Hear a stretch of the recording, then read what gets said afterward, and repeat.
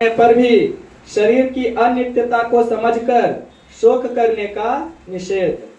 भगवान श्री कृष्ण कहते हैं कि किंतु यदि तू इस आत्मा को सदा जन्मने मरने वाला तथा सदा जन्मने वाला तथा सदा मरने वाला मानता है तो भी हे महाबाहो तू इस प्रकार शोक करने को योग्य नहीं है, क्योंकि इस मान्यता के अनुसार जन्मे हुए की मृत्यु निश्चित है और मरे हुए का जन्म निश्चित है। इससे भी इस बिना उपाय वाले विषय में तू शोक करने को योग्य नहीं है। कोई मरे कोई जिए, किसी के लिए शोक मत करो।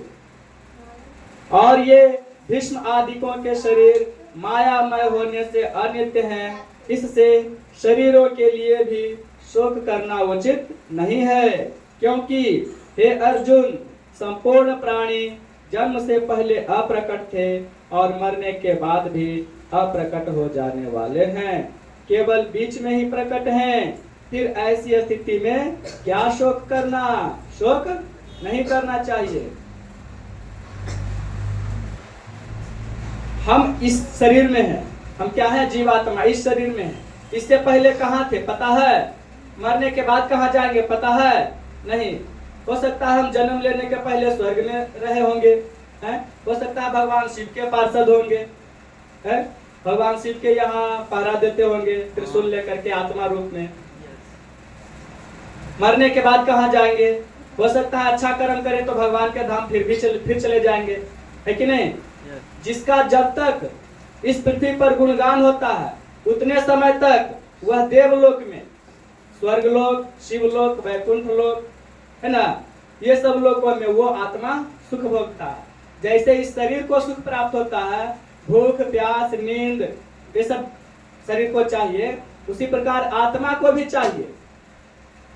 आता समझ में? आत्मा को भी चाहिए।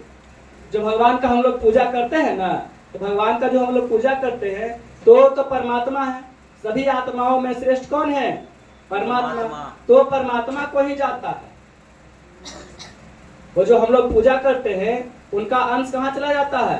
परमात्मा तक, परमात्मा के पास। जैसे मिठाई चढ़ाते हैं तो कहे कि मिठाई तो यहाँ पर रखा हुआ ही है, भगवान कैसे खाए? कैसे खाए भगवान? तो मिठाई में जो मिठास है वो भगवान ग्रहण कर लिए, उनका स्वाद ले लिए। समझ में? मिठाई नहीं खाते हैं, मिठास खाते हैं। समझ में? और हम लोग जो खाते हैं वो क्या खाते हैं? मिठाई खाते हैं, निर्गुण रूप में।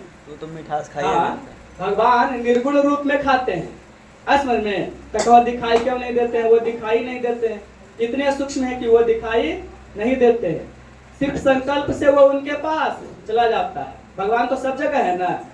अब भगवान शिव पर जल ढालते हैं तो वो जल जाता है कि नहीं भगवान के पास? नहीं जाता है, मानवे नहीं करता है तुम लोग। अरे भगवान शिव उस पत्थर में हैं, शिवलिंग में भगवान हैं। भगवान को समर्पित कर दिया ना, वही है वास्तविक है। क्योंकि ये सारा संसार संकल्प से स्थित है, भगवान के संकल्प से स्थित है। अगर भगवान यहाँ धरती पर जन्म लेकर आवे और तुम लोग मानवे नहीं करो कि वो भगवान है तो भगवान कहलाएंगे? नहीं ना, मानने से ही कहलाएंगे ना, है? संकल्प से ही कहलाएंगे ना। हाँ, अगर गुणवान है, अच्छा है तो उसको भगवान मान लो, है ना?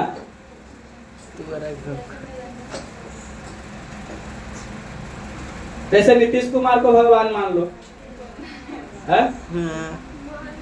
उसको तो नेता लोग कहवे करता है कलयुग के राजा राम है। नीतीश कुमार को क्या कहता है? कलयुग के राजा राम है।